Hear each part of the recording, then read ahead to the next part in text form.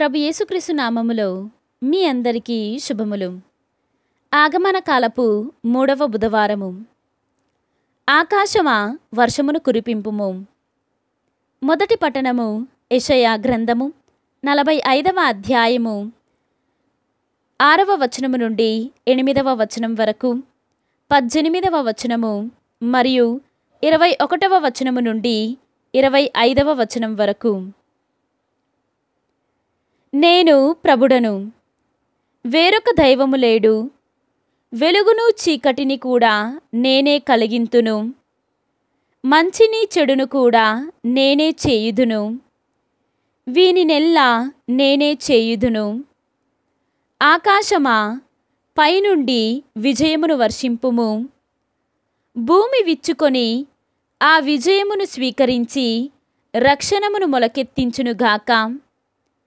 విమోచనమును అంకురింపచేయునుగాక.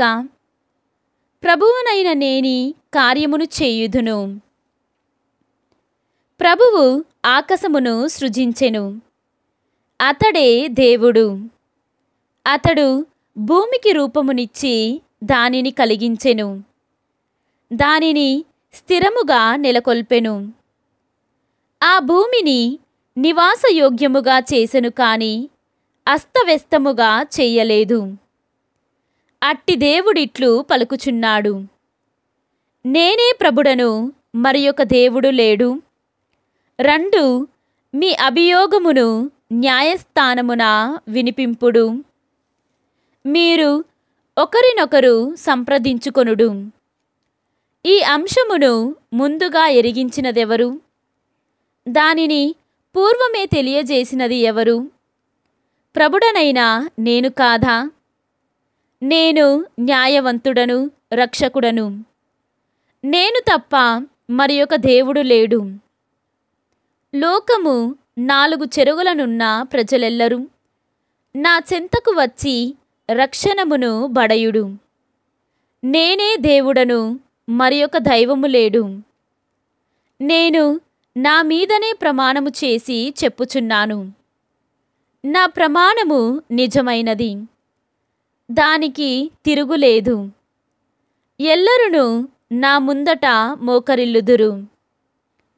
మేము నీ ఆజ్ఞానువర్తులమై యుందమని భాష చేయుదురు.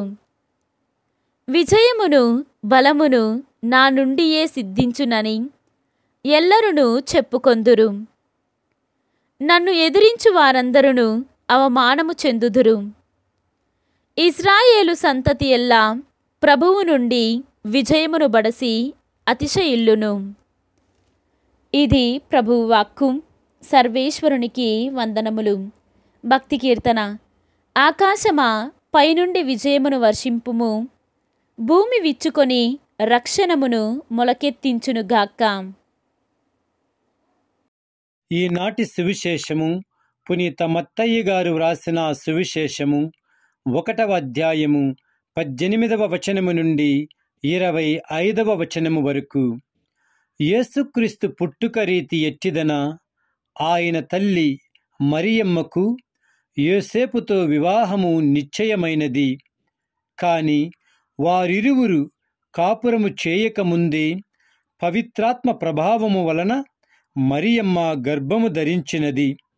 ఆమె భర్తయగు యోసేపు నీతిమంతుడగుటచే మరియమ్మను బహిరంగముగా అవమానింప ఇష్టము లేక రహస్యముగా పరిద్యతించుటకు నిశ్చయించుకొనెను. యోసేపు ఇట్లు తలంచుచుండగా ప్రభువు దూత కలలో కనిపించి, దావీదు కుమారుడవగు యోసేపు, నీ భార్య మరియమ్మను స్వీకరించుటకు భయపడవలదు. ఏలయన ఆమె పవిత్రాత్మ ప్రభావము వలన గర్భము ధరించినది. ఆమె ఒక కుమారుని కనును. నీవు ఆయనకు యేసు అను పేరు పెట్టుము. ఏలన ఆయన తన ప్రజలను వారి పాపముల నుండి రక్షించును అని చెప్పెను. ఇదిగో, కన్య గర్భము ధరించి ఒక కుమారుని కనును. ఆయనను ఇమ్మానువేలు అని పిలిచెదరు అని ప్రవక్తతో ప్రభువు పలికినది నెరవేరునట్లు ఇది అంతయు సంభవించెను. ఇమ్మానువేలు అనగా దేవుడు మనతో ఉన్నాడు అని అర్థము. నిద్ర నుండి మేల్కొనిన యోసేపు ప్రభువు దూత ఆజ్ఞాపించినట్లు తన భార్యను స్వీకరించెను. కుమారుని ప్రసవించు వరకు ఆమెతో అతనికెట్టి శారీరక సంబంధము లేదు. ఆ శిశువునకు అతడు యేసు అను పేరు పెట్టెను. ఇది క్రీస్తు సువిశేషము. క్రీస్తువా మీకు స్తుతి కలుగునుగాక.